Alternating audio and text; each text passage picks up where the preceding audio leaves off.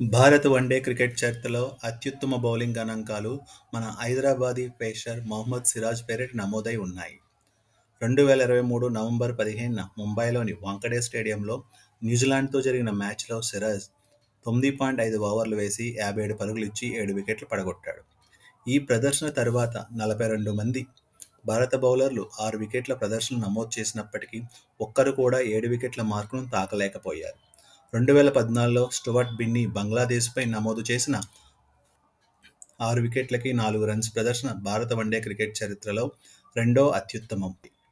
వన్డేలో భారత్ తరపున అత్యుత్తమ గణాంకాలు సిరాజ్ పేరిట నమోదై ఉన్నప్పటికీ 1999లో సౌత్ ఆఫ్రికాపై సునీల్ జోషి నమోదు చేసిన గణాంకాలను అంటే 10 ఓవర్లు వేసి 6 మెయిడెన్స్ ఇచ్చి 6 రన్స్ ఇచ్చి 5 వికెట్లు మాత్రం తీశాడు. సో ఎన్నటికీ మరవలేమది. కెన్యాలో నైరోబీ వేదికగా జరిగిన ఆ మ్యాచ్లో సునీల్ జోషి మెలికలు తిరిగే బంతులతో సౌత్ ఆఫ్రికా ఆటగాళ్లను ముప్పు తిప్పలు పెట్టాడు.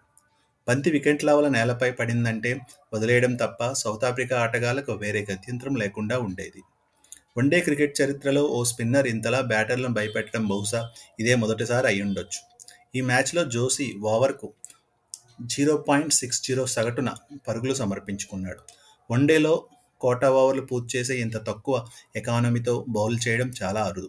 నేటి ఆధునిక క్రికెట్లో 10 ఓవర్లలో 1-2 మెయిడెన్లు వేస్తేనే గగనమైతే అప్పట్లో జోషి ఏకంగా 6 మెయిడెన్ ఓవర్లు సంధించాడు. ఆ మ్యాచ్లో జోషి స్పిన్ మాయాజాలం దాటికి సౌత్ ఆఫ్రికా బ్యాటింగ్ లైనప్ కకావికలమైంది. ఆ మ్యాచ్లో తొలుత బ్యాటింగ్ చేసిన సౌత్ ఆఫ్రికా 48 ఓవర్లు ఎదుర్కొని 117 పరుగులకే కుప్పకూలింది. అనంతరం బ్యాటింగ్కు దిగిన భారత్ కేవలం 22.4 ఓవర్లో 2 వికెట్లు కోల్పోయి ఆడుతూ పాడుతూ లక్ష్యాన్ని ఛేదించింది.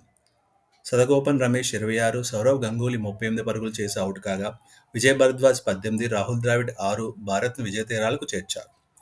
భారత్ వన్డే క్రికెట్ చరిత్రలో సునీల్ జోషి నమోదు చేసిన గణాంకాలు 14వ అత్యుత్తమమైనప్పటికీ వన్డే క్రికెట్లో ఈ ప్రదర్శన చిరకాలం గుర్తుండిపోతుంది. సో జై Hind Indian team. Thank you.